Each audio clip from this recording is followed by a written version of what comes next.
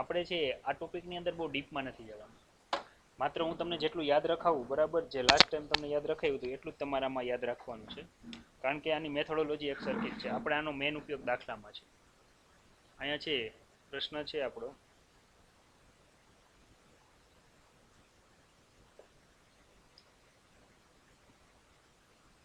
સાપેક્ષ વેગની વાત કરવાની છે.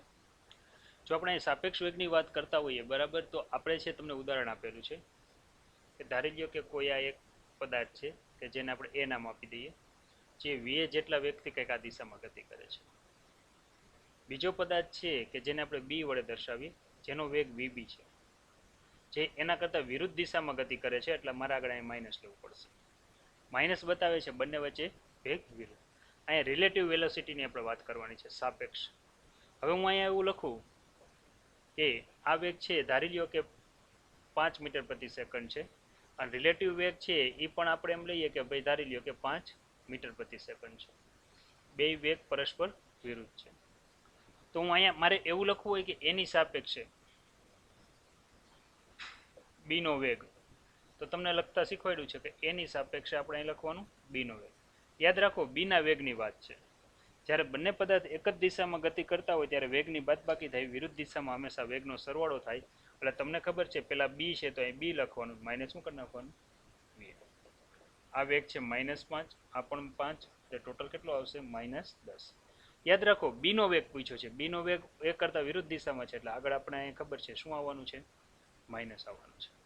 આ જ રીતે કદાચ છે હું અહીંયા ઊંધું લખું, બીની સાપેક્ષે એનો વેગ,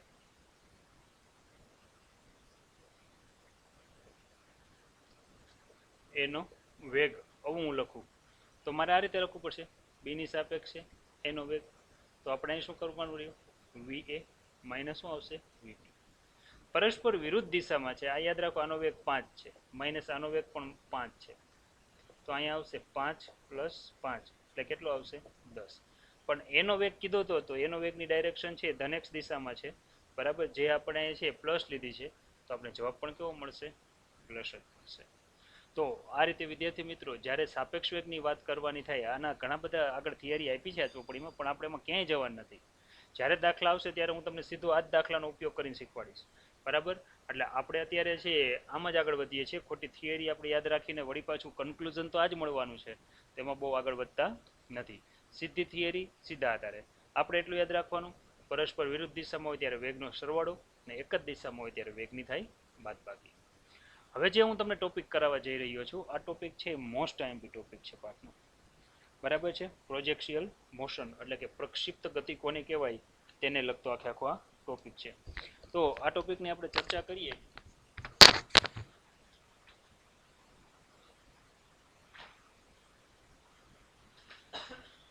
આ ટોપિકની આપણે છે ચર્ચા કરીએ છીએ, પ્રોજેક્શિયલ મોશન કોને કહેવાય, બરાબર.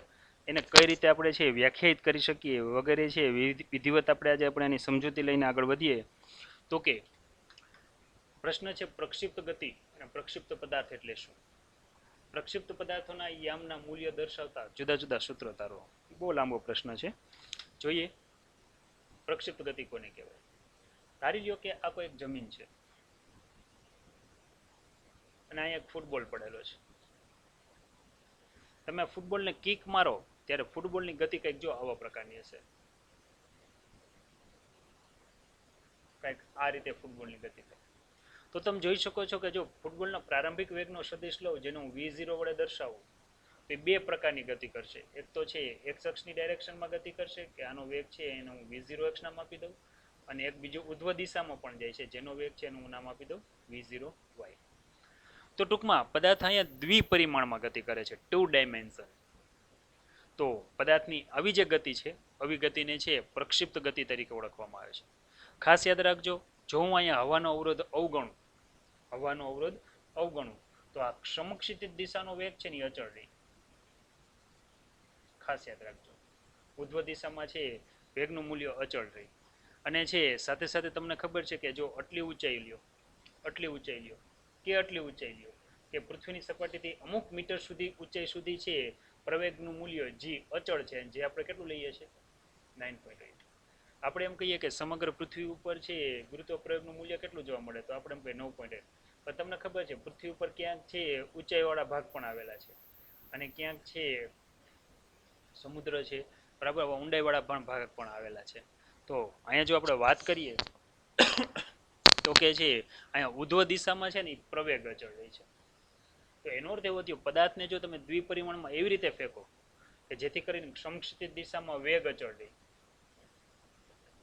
સમક્ષિતિજ દિશામાં છે શું અચળ રહેવો જોઈએ, વેગ અચળ રહેવો જોઈએ, અને ઉધ્વ દિશામાં પ્રવેગ અચળ રહેવો જોઈએ. ઉધ્વ દિશામાં છે પ્રવેગનું મૂલ્ય એક સરખું રહેવું જોઈએ, અચળ રહેવું જોઈએ.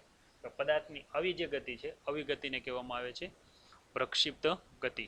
અને આ જે પદાર્થ છે જેમ કે અહીં ફૂટબોલ છે તો આ ફૂટબોલને કહેવાય છે પ્રક્ષિપ્ત પદાર્થ તરીકે ઓળખવામાં આવે છે. તો વ્યાખ્યા જ આપણે શરૂઆત કરીએ કે જ્યારે કોઈ પદાર્થને ગુરુત્વાકર્ષી ક્ષેત્રમાં ફેંકવામાં આવે ત્યારે તે નિયમિત સમક્ષિતિજ વેગ અને નિયમિત ઉધ્વ પ્રવેગ સાથે ગતિ કરે તો પદાર્થની આવી ગતિને કહેવાય છે પ્રક્ષિપ્ત ગતિ, અને આવા પદાર્થને કહેવાય છે પ્રક્ષિપ્ત પદાર્થ. જો જ્યારે કોઈ પણ પદાર્થને પૃથ્વીના ગુરુત્વાકર્ષી ક્ષેત્રમાં સમક્ષિતિજ સાથે અમુક કોણે ફેંકવામાં આવે છે ત્યારે તે નિયમિત સમક્ષિતિજ વેગ અને નિયમિત ઉધ્વ પ્રવેગ સાથે ગતિ કરે છે. આવી દ્વિપરિમાણિક ગતિને કહેવાય છે પ્રક્ષિપ્ત ગતિ, અને આવા પદાર્થને કહેવામાં આવે છે પ્રક્ષિપ્ત પદાર્થ. જેમ કે હવાનો અવરોધ અવગણતા કિક મારીને ઉછળેલા ફૂટબોલની ગતિને પ્રક્ષિપ્ત ગતિ કહેવાય. પ્રક્ષિપ્ત ગતિ એક સાથે પરસ્પર લંબ દિશામાં થતી બે જુદી જુદી સ્વતંત્ર ઘટક ગતિઓને સ્વરૂપે દર્શાવી શકાય છે. જેમ કે આપણે વાત કરી કે આ રીતે આમ ઉછળતો હોય દડો તો એના બે ઘટક થાય, એક સમક્ષિતિજ દિશાનો ઘટક ને બીજો કયો થાય, ઉધ્વ દિશાનો ઘટક. બરાબર, યાદ રાખીએ સમક્ષિતિજ દિશામાં છે અવરોધ અવગણવામાં આવે હવાનો, બરાબર, તો અહીંયા છે આ દિશામાં છે વેગનો ઘટક અચળ રહે છે અને ગુરુત્વાકર્ષણ બળના કારણે ઉધ્વ દિશામાં પ્રવેગનો ઘટક અચળ રહેતો હોય છે. બરાબર, તો આ રીતે આને આપણે દર્શાવી શકીએ. જનરલી આની અંદર આખી ગતિ હોય કેવા પ્રકારની એની આપણે ચર્ચા કરીએ છીએ અત્યારે. બરાબર છે, જેમ કે જો આ એક્સ અક્ષની દિશા છે, આ જે છે વાય અક્ષની દિશા છે. જ્યારે કોઈ પદાર્થ છે પ્રારંભમાં ક્યાં હશે તો કે છે ઉદ્ગમ બિંદુ ઉપર હોય તો પ્રારંભિક સ્થાનને છે હંમેશા x0 y0 વડે દર્શાવાય. આ પદાર્થને જ્યારે તમે છે કિક મારો છો ત્યારે પદાર્થ છે કંઈક આવા માર્ગે ગતિ કરે છે. તો એનો અર્થ એવો થયો કે આજે પદાર્થનો પ્રારંભિક વેગનો સદિશ થયો, પ્રારંભિક વેગના સદિશને એની સ્પર્શકની દિશામાં બતાવવું, બરાબર, તો આ થયો પ્રારંભિક વેગનો સદિશ v0, જે અહીંયા ખૂણો બનાવે છે સંદર્ભ રેખા સાથે. આ ખૂણાને હું કહી દઉં θ0, બરાબર. તો એનો અર્થ એવો થયો આ જે ઘટક છે આ ઘટકને છે પ્રારંભિક વેગનો ઘટક v0x કહેવાય, જ્યારે આ જે ઘટક છે એને છે કહેવાય v0y. તો આપણે શરૂઆત એકથી કરીએ છીએ, ખાસ યાદ રાખો પ્રારંભ એટલે t બરાબર 0 સમય પ્રારંભમાં. પ્રારંભિક જો હું સ્થાન બતાવું તો સ્થાન આવશે x0 અને શું આવશે y0, બરાબર છે, આપણે ખાસ યાદ રાખીએ. ત્યારબાદ જો આગળ વધીએ, બરાબર, તો કે આના છે પ્રારંભિક સ્થાન આપણે x0 અને y0 જે ઉદ્ગમ બિંદુ પાસે મળેલા છે. જો પ્રારંભિક વેગ લઉં તો વેગ અહીંયા શું છે v0, જે બે ઘટકોનો સરવાળો છે કયા કયા, v0x i કેરેટ વત્તા શું આવશે v0y j કેરેટ. v0x એટલે cos θ ઘટક થાય આપણને ખબર છે. એનો અર્થ એવો થયો કે જો આપણે વેલ્યુ લખીએ તો અહીંયા છે v0x દેખાય, અમારે શું લખવાનું v0 cos θ0, અને તમને ખબર છે y ઘટક છે એ સાઇન ઘટક છે, આપણે ઘટકો શીખવાડ્યા છે. તો v0 અહીંયા શું આવશે sin θ0, આવું કંઈક આવશે. તો વિદ્યાર્થી મિત્રો આપણે વેગના ઘટકો મળી ગયા.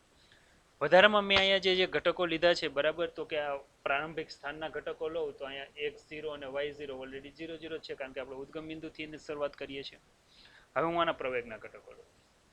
જો હું અહીંયા પ્રવેગ લઉં તો પ્રવેગ a બરાબર મારા અહીંયા લખાશે ax i કેરેટ વત્તા હું આ લખાશે ay j કેરેટ.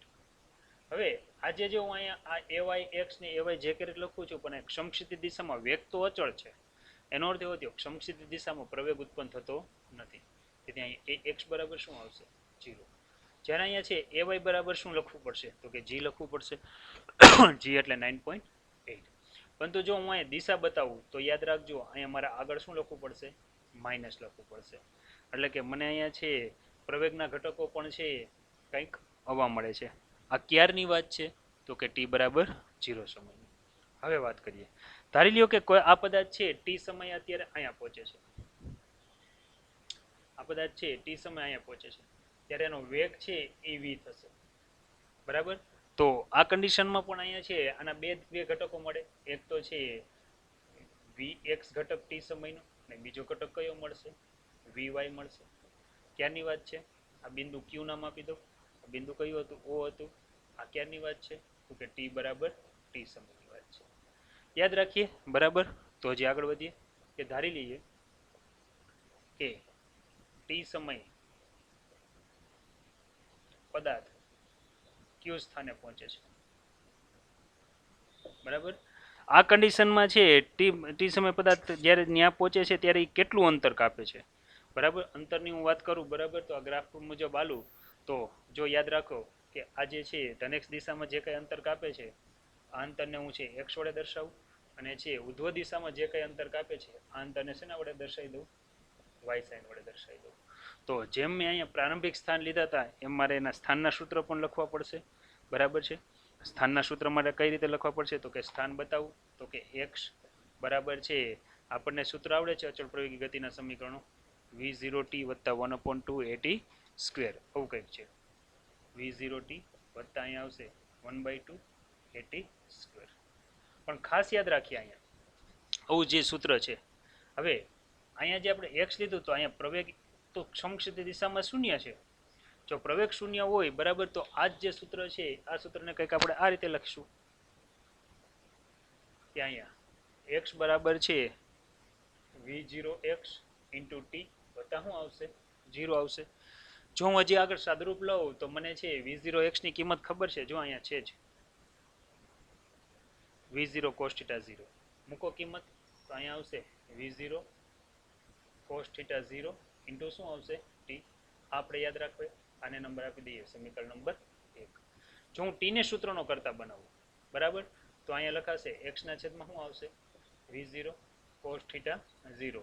આ રીતે કંઈક લખાશે. આ જે છે એ આપણા માટે થશે ઇક્વેશન નંબર 2 થશે. હાજી સાહેબ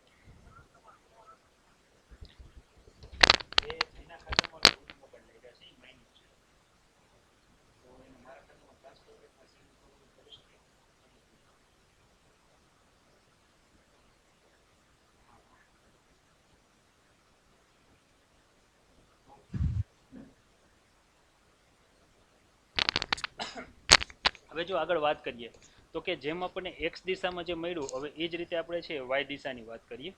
બરાબર છે, હવે મારે y દિશામાં છે કેટલું છે એ મારે જાણવું હોય તો અહીંયા મારે લખવું પડશે v0y * t પ્લસ અહીંયા લખવું પડશે 1/2 ay ઇન્ટુ શું લખવું પડે t સ્ક્વેર. આવું સૂત્ર લખવું પડે. ચાલો હું કિંમત મૂકું. હવે v0y ની કિંમત આપણને ખબર જ છે શું આવશે. જો અહીંયા છે જ v0 sin θ 0 આવશે એટલે આવશે v0 sin θ 0 ઇન્ટુ શું આવશે t આવશે વત્તાના વત્તા 1/2 ay છે ત્યાં શું લખવું પડશે -g ઇન્ટુ શું આવશે t સ્ક્વેર.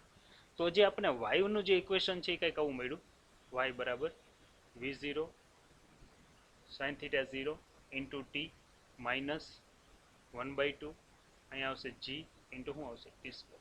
આ જે ઇક્વેશન છે આ ઇક્વેશનને નંબર 2 આપી દઉં છું. 2 તો આપ્યું છે, ચાલો 3 આપી દો. બરાબર, તો કે ઇક્વેશન થઈ ગયું 3. તો વિદ્યાર્થી મિત્રો અહીંયા આપણે છે ટી સમય પદાર્થના સ્થાન શું છે, ટી સમય પદાર્થ x નું સ્થાન શું હતું એના વગેરે સૂત્ર મેળવ્યા. હવે ટી સમયે આનો વેગ કેટલો છે મારે જાણવું છે. તમે જોઈ શકો છો વેગના બે ઘટક થાય, એક vx અને બીજો કયો થાય vy. બરાબર, તો ચાલો અહીં કિંમત મૂકીએ કે આમ ટી સમયે વેગ. હવે ટી સમયે જો આપણે વેગ ગણવા બેસીએ તો આપણે વેગના જેમ બે ઘટકો જોવા મળે છે. કયા કયા જોવા મળશે એની વાત કરીએ આપણે. વેગનું સૂત્ર છે v બરાબર v0 પ્લસ at. હવે x દિશાનો ઘટક હોય તો મારે અહીં બધી શું લખવું પડે x. એનો અર્થ એવો થયો કે vx તો એમનું રહેશે, v0x ની કિંમત આપણને આવડે છે શું થાય છે, બરાબર? તો કે v0 cos θ 0. ax તો સમક્ષિત દિશામાં પ્રવેગ અચળ છે એટલે શૂન્ય છે ઇન્ટુ ટી. તો એનો અર્થ એવો થયો સમક્ષિત દિશામાં મને વેગ મળે છે v0 cos θ 0. આ જે છે ઇક્વેશન આપણા માટે થશે 4. હવે આ જ રીતે છે જેમ મેં અહીંયા x દિશાનો ઘટક લીધો એમ અહીંયા છે હું y દિશાનો ઘટક લઉં, બરાબર? વેગનો જો હું y દિશાનો ઘટક લઉં તો સૂત્ર આપણને ખબર છે v બરાબર v0 પ્લસ at આવું સૂત્ર છે, પણ y દિશામાં હોવાથી છે આપણે આને આ રીતે લખી શકશું. હવે v0 y એટલે આપણને ખબર છે sin θ 0 થાય, વત્તા a એટલે અહીં શું લખવું પડશે માઇનસ g અને અહીં આવશે t. તો મને છે y દિશામાંનો વેગનો ઘટક મળશે v0 sin θ 0 minus g into T. જેમ હું અહીંયા સાદુરૂપ આપું છું એમ જ તમારે હોમવર્ક કરવાનું છે, તો જ તમને આ યાદ રહેશે. ખાસ યાદ રાખો. હજી મેં કંકોત્રી લખવટાણે છે, કંકોત્રી લખી છે, કંકોત્રીની અંદર હજી મેં નામ જ લખ્યા છે, બીજું કાંઈ લખ્યું નથી, બધું બાકી છે હજી, બરાબર છે? તો ફરીવાર છે થોડુંક હું રિવિઝન કરાવી દઉં પછી આગળ વધીએ. જ્યારે પદાર્થને દ્વિપરિમાણમાં ગુરુત્વાકર્ષી ક્ષેત્રમાં ફેંકવામાં આવે ત્યારે નિયમિત સમક્ષિતિજ વેગ અને નિયમિત ઉદ્ભવ પ્રવેગ સાથે ગતિ કરે તો આવી ગતિને કહેવાય છે પ્રક્ષિપ્ત ગતિ, અને આવા પદાર્થને કહેવામાં આવે છે પ્રક્ષિપ્ત પદાર્થ કહેવામાં આવે છે. સમક્ષિતિજ દિશામાં વેગ અચળ છે અને ઉદ્ધવ દિશામાં પ્રવેગ અચળ છે. તો આખી જે ગતિ છે, બરાબર, આ ગતિને આપણે છે પ્રારંભના ઘટકો લીધા x0 y0, એ પ્રારંભિક સ્થાન બતાવે છે જે 0 0 છે. પ્રારંભિક વેગના મેં ઘટકો લીધા તો મને આવું સૂત્ર મળ્યું. આના ઉપરથી છે આપણને છે v0x અને v0y એક કિંમત મળે છે. ત્યાર પછી આગળ વધીએ તો પ્રવેગના પણ ઘટકો લીધા. સમક્ષિતિજ દિશામાં વેગ અચળ છે એટલે ax શૂન્ય આવશે, જ્યારે ay છે એ ગુરુત્વ પ્રવેગ જેટલું આવશે. ટી સમયે સ્થાનના સૂત્ર મેં લીધા, તો ટી સમયે મને સ્થાનના સૂત્રમાં છે ટી સમયે એક સ્થાનનું સૂત્ર અને એના ઉપરથી મેં સમયનું સૂત્ર લીધું છે. ત્યારબાદ સમીકરણ 3, 4 અને 5 કંઈક આ રીતે મેળવેલા છે. વિદ્યાર્થી મિત્રો, આકૃતિ કેવી આવે એ હું તમને સમજાવી દઉં આખી આખી. જો આ રીતે આવશે, જ્યારે આ પદાર્થને છે ઉધ્વ દિશામાંથી ફેંકવામાં આવે, એટલે કોઈ ફૂટબોલને જેમ આપણે ઉછાડીએ અને ફેંકીએ તો એની ગતિ જો કંઈક આવા પ્રકારની થાય. હવે અહીંયા આપણે છે આના જુદા જુદા ઘટકોને સમજીએ એટલે તમને વધારે ખ્યાલ આવે. જેમ કે તમે જુઓ, આ જે ઘટક છે એ પ્રારંભમાં વેગનો ઘટક છે. આ જે છે ખૂણો બને છે θ0. અહીંયા જે છે સમક્ષિતિજ દિશાનો વેગ એટલે v0x ઘટક બતાવું છું. આ જે ઘટક છે આ ઘટકને બતાવું છું v0y. શરૂઆતમાં આ ઘટકની વેલ્યુ વધારે હોય. જ્યારે પદાર્થ અહીંયા પહોંચે ત્યારે એનો વેગ કંઈક આ થાય. આ કન્ડિશનમાં આનો છે સમક્ષિતિજ દિશાનો વેગ v0x તો અચળ જ રહી છે, પણ આ ઘટક છે ને ઘટે છે, જો એની વેલ્યુ ઘટતી જાય છે v0y.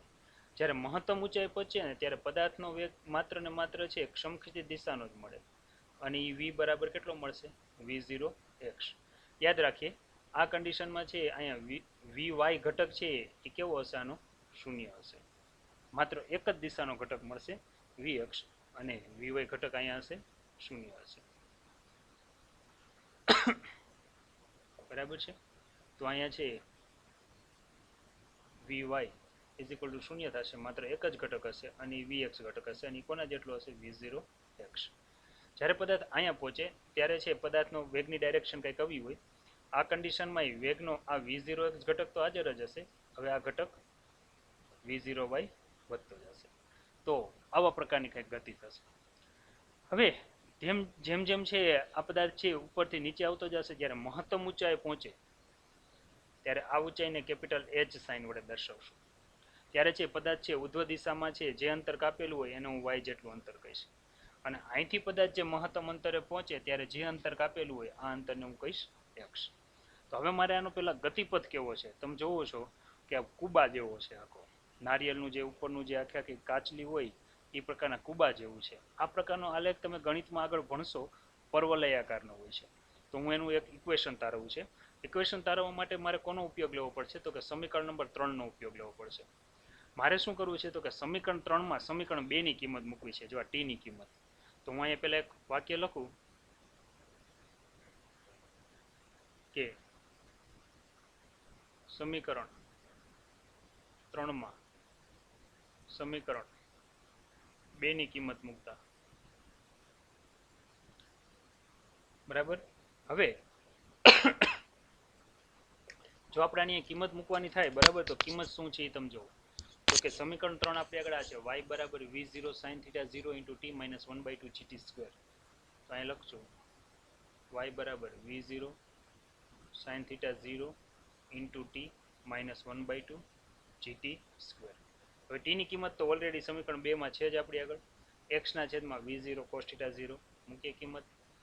તો અહીંયા આવશે y બરાબર v0 sin θ 0, t ની કિંમત છે જે આપણને શું મળી છે, x ના છેદમાં v0 cos θ 0, x ના છેદમાં v0 cos θ 0 આવી કંઈક કિંમત મળી છે, માઇનસના માઇનસ 1/2 ના 1/2 આ g.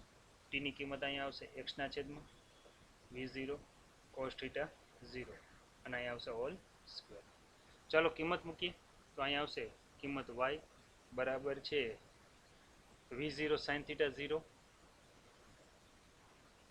v0 sin θ 0 into x છેદમાં v0 cos θ 0 minus 1/2 gt square, t square એટલે અહીંયા આવશે x સ્ક્વેર અને છેદમાં અહીંયા આવશે v0 સ્ક્વેર અને અહીંયા શું છે cos સ્ક્વેર θ 0 લગભગ છે ને. તો અહીંયા છે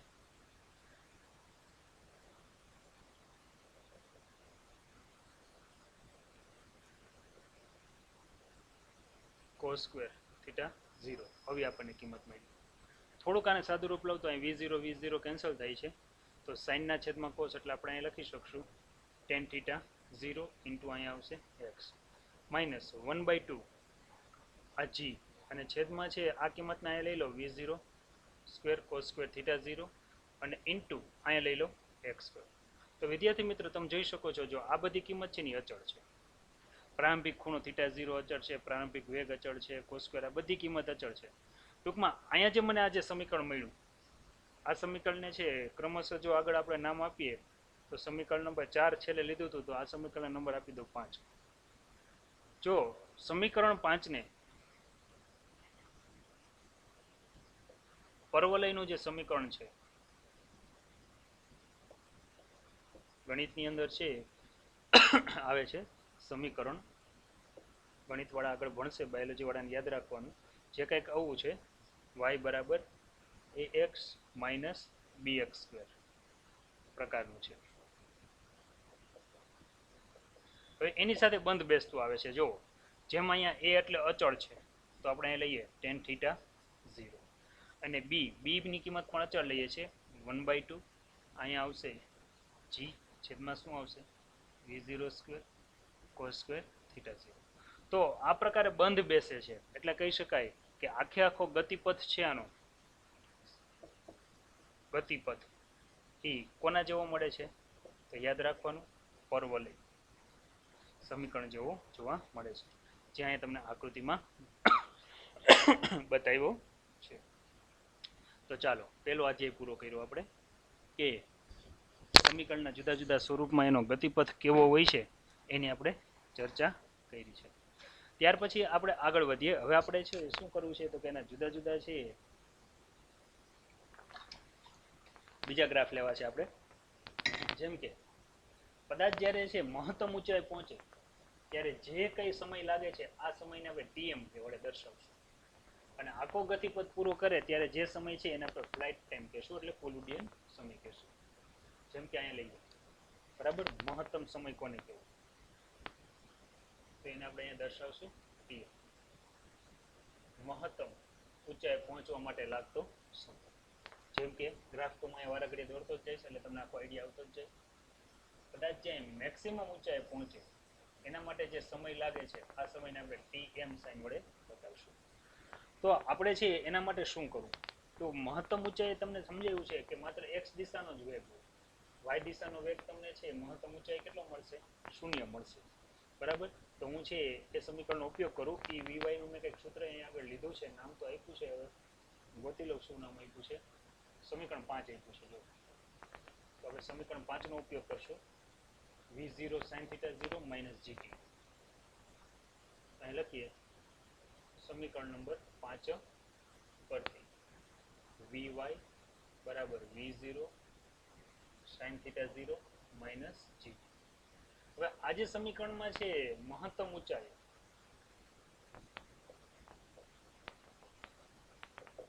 વાય દિશાનો વેગ આપણને શૂન્ય મળે છે, ખાસ યાદ રાખીએ. અને ત્યારે જે આપણે જે સમય લઈએ છીએ આ સમયને હું અહીં tm sin વડે દર્શાવું છું. તો ઉપરોક્ત સમીકરણમાં આપણે એવું લખવું પડશે 0 બરાબર v0 sin θ 0 માઇનસ જી ઇન્ટુ શું આવશે tm આવશે. તો અહીંયા છે g ઇન્ટુ tm ને જો હું સૂત્રનો કરતા બનાવું તો અહીંયા આવશે v0 sin θ 0 બરાબર, આવું કંઈક આવશે. હજી જો હું અહીંયા આગળ લખું બરાબર, અને જો હું tm ને સૂત્રનો કરતા બનાવું તો મને છે tm નું સૂત્ર કંઈક આવું મળે છે v0 sin θ 0 અને છેદમાં શું મળશે. આ જે સમીકરણ છે આ સમીકરણને છે આપણે નંબર આપી દઈએ, સમીકરણ નંબર 6 નંબર આપી દઈએ, જે છે મહત્તમ ઊંચાઈએ પહોંચવા માટે લાગતા સમયનું સૂત્ર છે. ખાસ યાદ રાખીએ, જેને આપણે છે time taken the reach maximum height એટલે કે મહત્તમ ઊંચાઈ પ્રાપ્ત કરવા માટે લાગતા સમયનું સૂત્ર કહી શકીએ છીએ. હવે વિદ્યાર્થી મિત્રો, મહત્તમ ઊંચાઈનું મને મળી ગયું. હવે મારે છે પદાર્થે ગતિ જ્યાંથી શરૂ કરીને જ્યાં પૂરી કરે છે, ધારી લ્યો કે અહીંયા પૂરી કરે છે, આ દરમિયાન લાગતો કુલ સમય, જેને કુલ ઉડ્ડયન સમય કહેવાય, જેને ફ્લાઇટ ટાઈમ પણ કહેવાય, જેને tf સાઇન વડે દર્શાવાય, તે મારે મેળવવો છે. યાદ રાખીએ, જ્યારે જે પદાર્થ છે પોતે પાછો મહત્તમ ઊંચાઈથી જમીન ઉપર પડે છે ત્યારે વાય દિશામાં એનો છે કાપેલું અંતર શૂન્ય હોય, માત્ર ને માત્ર જે અંતર મળશે તમને x દિશામાં જ મળશે. તો આ કન્ડિશનમાં છે મારે આખે આખું સૂત્ર લેવું છે. તો વાય દિશાના વેગનું સૂત્ર જો તમને છે સમીકરણ નંબર અહીંયા આપેલું છે. કયું સમીકરણ હતું? 3 હતું ને? આ સમીકરણ 3 હું આનો ઉપયોગ કરીશ બરાબર. તો સમીકરણ 3 પરથી આપણે આગળ વધીએ. કુલ ઉડ્ડયન સમય જેને કહેવાય છે ફ્લાઇટ ટાઈમ મારે ગોતવો છે. અહીં લખીએ સમીકરણ 3 પરથી સૂત્ર કંઈક આવું હતું y બરાબર v0 sin θ 0 into t minus 1/2 g into t square. આ સમીકરણ છે. હવે છે આ કન્ડિશનમાં છે t બરાબર tf હોય ત્યારે આપણે લઈએ તો કે આપણે એની કિંમત મૂકીએ છીએ કે અહીં છે y બરાબર 0 થાય છે. આ કન્ડિશનમાં કુલ ઉડ્ડયન સમયને હું છે tf સાઇન વડે બતાવું છું. મૂકીએ કિંમત તો અહીંયા આવશે 0 બરાબર v0 sin θ 0 into tf minus 1/2 g into શું અહીંયા આવશે tf નો સ્ક્વેર. આવું કંઈક લખાશે.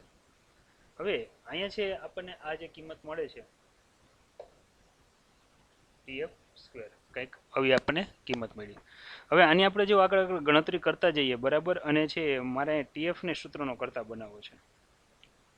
હવે જો મારે tf ને સૂત્રનો કરતા બનાવવો હોય તો આની અંદર શું કરશું એની વાત કરીએ છીએ આપણે. ઓકે, તો અહીંયા આવશે v0 sin θ 0 into tf minus 1/2 minus ઓલી બાજુ લઈ જાય છે એટલે પ્લસ થઈ જશે g ઇન્ટુ શું અહીંયા આવશે tf સ્ક્વેર. વન ટાઈમ છે tf કેન્સલ થઈ શકે એમ છે. તો અહીંયા છે જો હું tf ને સૂત્રનો કરતા બનાવું બરાબર, તો અહીંયા છે v0 sin θ 0 tf તો એક વખત છે આ કેન્સલ થઈ જાય છે, 2 સામે ગુણાશે અને છેદમાં શું આવશે g. તો આ જે ઇક્વેશન મળે છે આ ઇક્વેશનને આપણે નંબર 6 આપી દઈએ બરાબર, કે ત્યાર પછીનું જે કંઈ આવતું હોય એ આપી દઈએ. 6 તો આપેલું છે તો 7 આપી દઈએ. તો આ જે ઇક્વેશન છે એને આપણે 7 નંબર આપી દઈએ છીએ. આ 7 નંબર છે એ કુલ ફ્લાઇટ ટાઈમ tf નું સંબંધ દર્શાવતું સૂત્ર છે. તો જે આ બધા સમીકરણો હું તારવતો જાઉં છું આ બધા તમારે યાદ રાખવાના છે બરાબર છે. ત્યાર પછી આપણે શું કરવાની છે મહત્તમ અવધિ ગણવાની છે. હવે પદાર્થને જ્યારે ફેંકવામાં આવે તો જે જગ્યાએથી ફેંક્યો છે તે મહત્તમ ઊંચાઈ પ્રાપ્ત કરી. કેટલી મહત્તમ ઊંચાઈ પ્રાપ્ત કરે છે મારે h નું સૂત્ર મેળવવું છે. હવે મહત્તમ ઊંચાઈ પ્રાપ્ત કરવા માટે આ જ સૂત્રનો ઉપયોગ કરીશ જે મેં અહીંયા ઉપયોગ કર્યો છે આ જ સૂત્રનો. પણ ત્યાં જ્યાં y દેખાય બરાબર ત્યાં મારે h મૂકવાનું છે. એટલે સમીકરણ 3 પરથી જ આગળ વધું. મહત્તમ ઊંચાઈ h નું ઇક્વેશન મેળવવું છે. તો અહીં લખું સમીકરણ 3 પરથી. સમીકરણ 3 કઈ કહું હતું?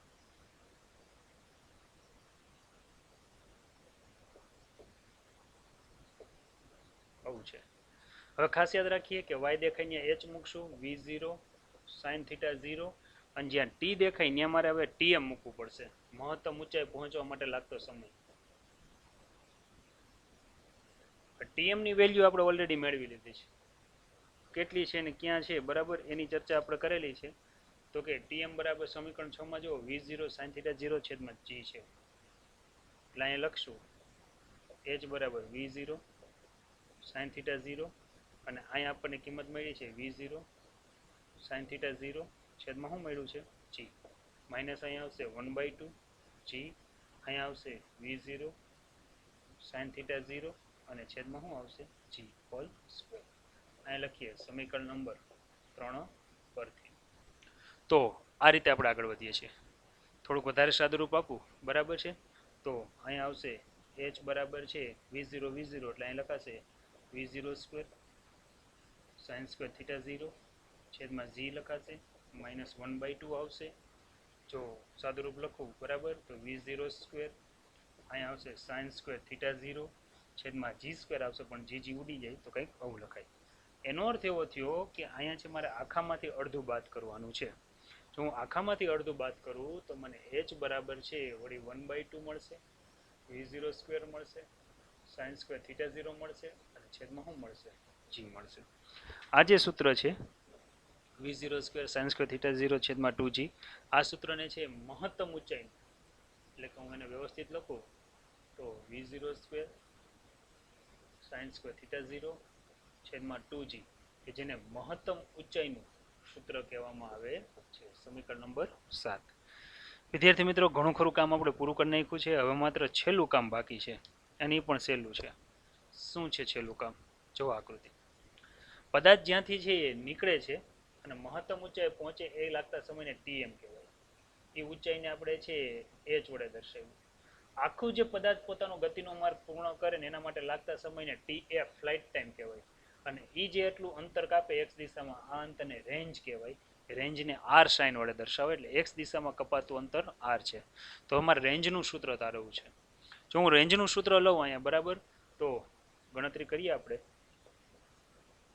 જેને મહત્તમ અવધિ પણ કહેવાય છે. યાદ રાખજો ત્યારે છે મારે x દેખાય ત્યાં r લખવાનું થશે, કારણ કે y દિશામાં તો છે અહીંયા કોઈ અંતર કપાતું છે નહીં, માત્ર x દિશામાં જ અંતર કપાય છે. અને ત્યારે જે સમય લાગે છે બરાબર છે, ત્યારે જે સમય, આ ટાઈમને આપણે શું કહીએ છીએ? ફ્લાઇટ ટાઈમ કહીએ છીએ. તો હવે તમને ખ્યાલ આવી ગયો હશે કે મારે કયું ઇક્વેશન મૂકવાનું છે.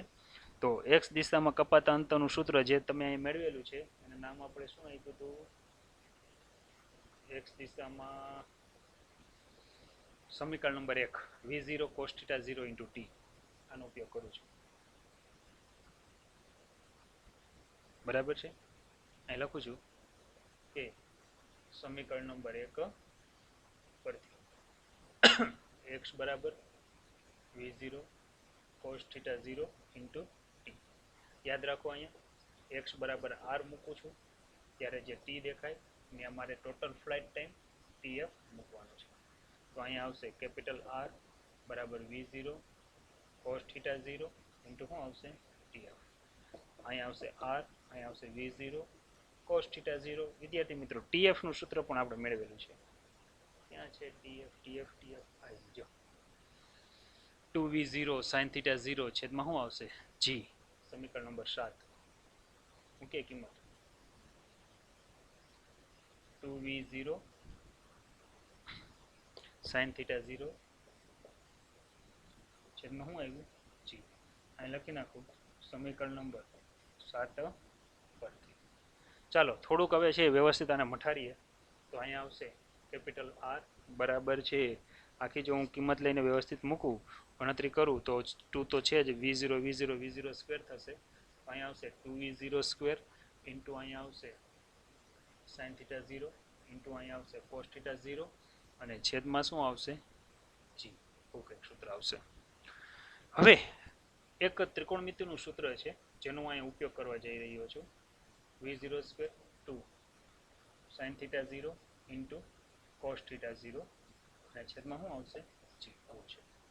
વિદ્યાર્થી મિત્રો ત્રિકોણમિતિનું એક સૂત્ર છે જેનો આપણે આગળ ઉપયોગ આવશે. શું સૂત્ર છે એ તમને કહી દઉં કે સાઇન 2 થીટા હોય તેના બરાબર તમે એવું લખી શકો 2 સાઇન થીટા ઇન્ટુ લખી શકો કોસ થીટા. તો હવે તમે જુઓ મારે અહીં શું લખવું છે. તો અહીંયા આર બરાબર છે v0 સ્ક્વેર તો છે, તો મારે અહીંયા સાઇન 2 થીટા લખવું પડશે અને છેદમાં શું લખવું પડશે જી. આ જે સૂત્ર છે આ સૂત્રને છે સમીકરણ નંબર આપણે આપી દઈએ 8 આપી દઈએ 9 8 આપી દઈએ. ચાલો આ જે સમીકરણ છે જેને અવધિ એટલે કે રેન્જનું સૂત્ર કહેવામાં આવે છે. હવે થોડીક બીજી વાત કરીએ. હવે જો તમારે રેન્જ મેક્સિમમ લેવી છે, રેન્જ મેક્સિમમ લેવી હોય, દાખલા તરીકે હું અહીંયા લખું આર બરાબર મારે આર મેક્સ લખવું છે. તમે જ્યારે ક્રિકેટ રમતા હો ત્યારે છે તમારે છે સામેથી બોલર જ્યારે બોલિંગ કરતો હોય દડો ફેંકે તો તમારે બેટ અને બોલ વચ્ચે એવો કંઈક ખૂણો બનાવવો પડે કે જેથી કરીને બોલ દૂર સુધી જાય. એનો અર્થ એવો થયો કે તમારે રેન્જ મેક્સિમમ કર્યું છે. રેન્જ મેક્સિમમ ત્યારે જ થાય કે જ્યારે છે સાઇન 2 થીટાની કિંમત 1 થાય. તમે જોવા આ જે તમને દેખાય છે આની કિંમત કેટલી થાય 1 થાય. આ 1 ક્યારે થાય કે જ્યારે સાઇન 90 1 થાય. એનો અર્થ એવો થયો થીટા 0 બરાબર તમારે ખૂણો કેટલાનો બનાવવો પડે 45નો ખૂણો બને. જો તમે છે કે નહીં તો જ 45 દુ 90 થાય. એનો અર્થ એવો થયો કે અહીંયા સાઇન 2 મારે 45 મૂકવા પડે. એનો અર્થ એવો થયો કે સાઇન 90 મૂકવા પડે અને સાઇન 90 મૂકો તો જ શું થાય 1 થાય ને. તો જ આ કન્ડિશનની અંદર છે ને આર બરાબર શું થયું આર મેક્સિમમ થયું. આર મેક્સિમમ બરાબર શું થાય v0 સ્ક્વેર છેદની અંદર છે આપણને સૂત્ર શું મળશે જી આવા પ્રકારનું મળે. એનો અર્થ એવો થયો કે તમે જ્યારે ક્રિકેટ રમો છો તમારા હાથમાં બેટ છે, આ બેટ છે, આમેથી જ્યારે બોલ છે એ છે બોલિંગ કરતો અહીં બોલ અહીંયા અથડાય છે ત્યારે બેટ અને બોલ વચ્ચેનો જે ખૂણો છે ને કેટલા અંશનો થવો જોઈએ 90 અંશનો થાય ને તો જ આ બોલ છે ને એ મેક્સિમમ અંતર સુધી જશે. ખ્યાલ આવે છે બરાબર છે. એટલે આ ખાસ એક યાદ રાખવાનું કે અહીંયા સાઇન 90 એંગલનો ખૂણો બને ત્યારે જ એ મેક્સિમમ સુધી જઈ શકશે, બાકી મેક્સિમમ સુધી છે એ જઈ શકશે નહીં. બરાબર. તો હવે છે થોડુંક જ્યારે ક્રિકેટ રમતા હો ગોળા ફેંક હોય ત્યારે છે તમારે છે તમારા હાથમાં જે ગોળો છે અથવા તમારા હાથમાં બેટ છે બેટ અને બોલ વચ્ચેનો ખૂણો 90 બને એ રીતે એને ફટકારશો એટલે બાઉન્ડ્રીની બહાર. બરાબર છે. યાદ રાખજો v0નું મહત્વ છે એટલે કે વેગ પણ તમારે બળ લગાડવું પડશે. તો વિદ્યાર્થી મિત્રો આ રીતે આપણે છે આજે પ્રક્ષિપ્ત ગતિના સૌથી અગત્યના એવા જે સૂત્રો હતા એ બધા સૂત્રોનો આપણે ગણતરી કરી. ચાલો થોડુંક બધું પહેલેથી રિવિઝન કરાવી દઉં છું. બહુ અગત્યનો ટોપિક છે. પહેલો જ પોઈન્ટ હતો આપણો પ્રક્ષિપ્ત ગતિ એટલે શું. બરાબર છે. ઉદાહરણ આપી સમજાવો. તો આપણે કીધું કે જ્યારે પદાર્થ છે એ નિયમિત સમક્ષિતિજ વેગ અને નિયમિત ઉધ્વ પ્રવેગ સાથે ગતિ કરે ત્યારે આવી ગતિને કહેવામાં આવે છે પ્રક્ષિપ્ત ગતિ. અહીંયા છે સમક્ષિતિ દિશામાં વેગ અચળ હોય છે અને ઉધ્વ દિશામાં પ્રવેગ અચળ હોય છે. પ્રક્ષિપ્ત ગતિ અને પ્રક્ષિપ્ત પદાર્થની વાત કરીએ તો એની વ્યાખ્યા લીધી. ઉદાહરણ તરીકે લીધું કિક મારીને ઉછાળેલ ફૂટબોલની ગતિ.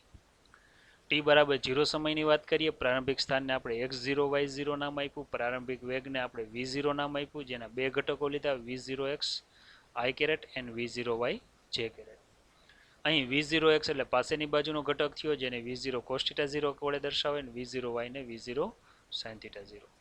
પદાર્થ ધારી લ્યો કે t બરાબર t સમય q બિંદુ પાંચે પહોંચે છે ત્યારે વેગના બે ઘટક થાય vx અને vy, પરંતુ x દિશાનો વેગ તો અચળ છે એટલે v0x જ રહેશે અને y દિશાનો વેગ ત્યારે શૂન્ય થઈ જશે. તો તમે જોઈ શકો છો પ્રવેગના પણ બે ઘટકો t સમયે છે. જો હું સ્થાન લઉં બરાબર તો કે અહીંયા છે x બરાબર થાય v0x × t વત્તા 1/2 ax × t². સમક્ષિતિ દિશામાં વેગ અચળ એટલે પ્રવેગ શૂન્ય છે એટલે સૂત્ર મળશે x બરાબર v0 cos θ 0 × t. ટીને ટાર્ગેટ કરીએ એટલે સમીકરણ નંબર 2 બને. આ જ રીતે જે y દિશાનું કિંમત મૂકું છું એટલે મને આગળ જઈએ તો સમીકરણ નંબર મળે છે 3.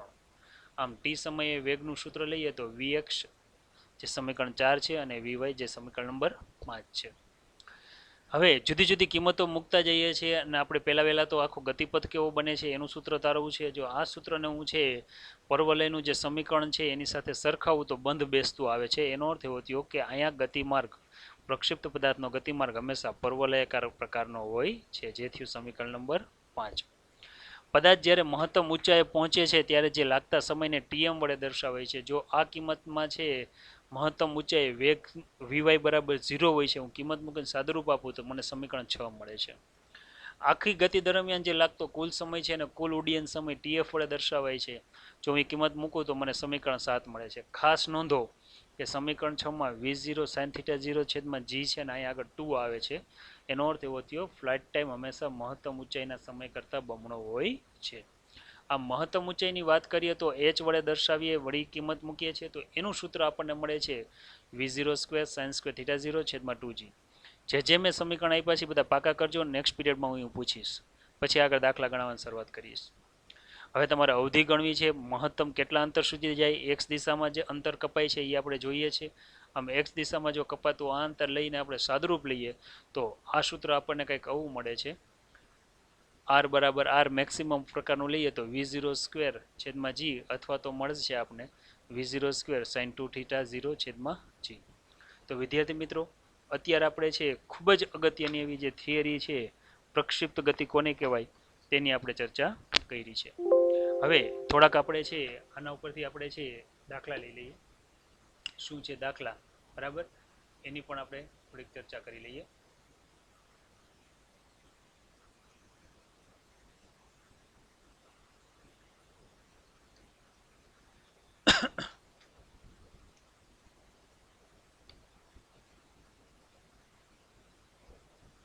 ચાલો કંઈક આ પ્રકારના દાખલા છે, બરાબર. આમાં અમુક આપણે વાત કરેલી હતી શરૂઆતમાં કે ઉદાહરણ 4.1 કોને કહેવાય, આ તે બધી જ વાત કરેલી છે. હવે એક કામ કરીએ, તે દાખલા કરતાં હું તમને લોક ટેબલ કઈ રીતે જોવાય ને થોડુંક શીખવાડી દઉં છું.